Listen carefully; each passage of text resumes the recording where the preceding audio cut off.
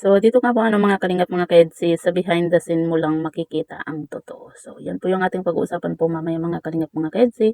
Pero bago po natin ipagpatuloy ang video nito sa mga bago pa lang po sa ating munting channel, huwag po natin kalimutang suportahan ng naman ng Kalingap Kuya Val Santos Matubang at Kalingap Rob.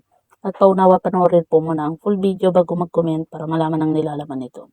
So, dito nga po mga kalingap mga kaedsi, kahit na nagkaroon nga po ng issue yung pagpunta nga po ni Kalingap Edu at Beyonce nga po sa Manila. Pero grabe naman po mga kalingap mga kaedsi, yung mga napanood po natin at nakikita nga po dito nga po sa Tambalang EDSI, lalo na po sa mga behind the scene po talaga. 'Di ba? Kitang-kita naman po natin mga kalingap mga kaedsi na itong dalawang ito ay talagang sila na. Pero walang aminan, 'di ba? Kung napapanood niyo po mga kalingap mga kaedsi, yung sa mga behind the scenes, sa mga reels, pansin na pansin po natin at talagang kitang-kita po natin yung kaswitan po ng dalawa, 'di ba? Lalo na po nung nasa biyahe pa lang po sila, 'di ba? Talagang komportable na po itong si Beyonce kahit na matulog po sa balikat po ni Kalingap Edu.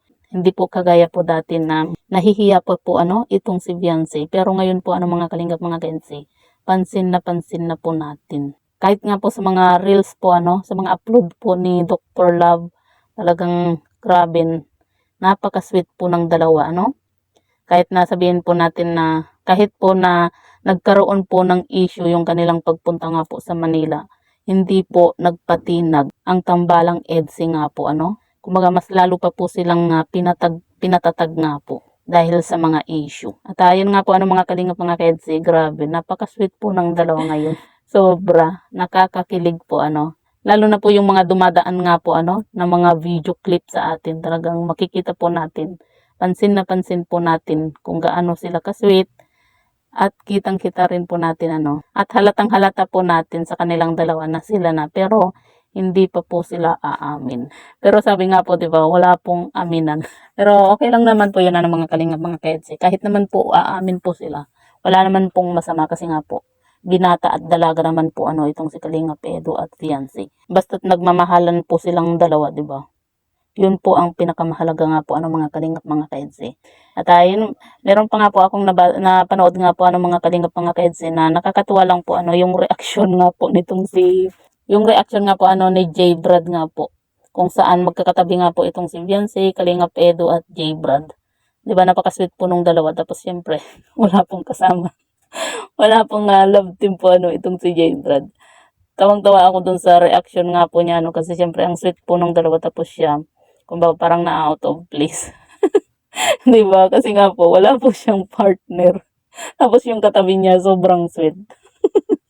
Kung napanood niyo po yun mga kalingap mga kaedsi, nakakatawa yung reaction doon ni J Brad nga po Kahit na sabihin po natin na isa rin po si J Brad sa nadamay tuloy sa issue, 'di ba? Pero yun nga po mga kalingap mga kaedsi, alam naman po natin na hindi naman po yan papabayaan po ni Dr. Love at ni Kalingap Edu nga po itong si Beyonce. Kasi dahil nga po siyempre 'di ba, ipinagkatiwala nga po ng magulang po ni Beyonce itong si Beyonce dito kay Dr. Love at Kalingap Edu. Siyempre hindi po nila yun sisirain, yung tiwala yung tiwala po na yun. Kasi kapag once po na nasira po yung tiwala, 'di ba? Kapag merong nangyari po ng hindi maganda, siyempre sa susunod hindi na po yan papayagan ng magulang po ni Beyonce. Kaya hindi po nila yan sisirain ang tiwala po ng magulang po ni Beyonce sa Kalingap nga po So yan po mga kalingap mga kaedsi, grabe Sobra na naman po tayong pinakilig nga po ng Tambalang EDSI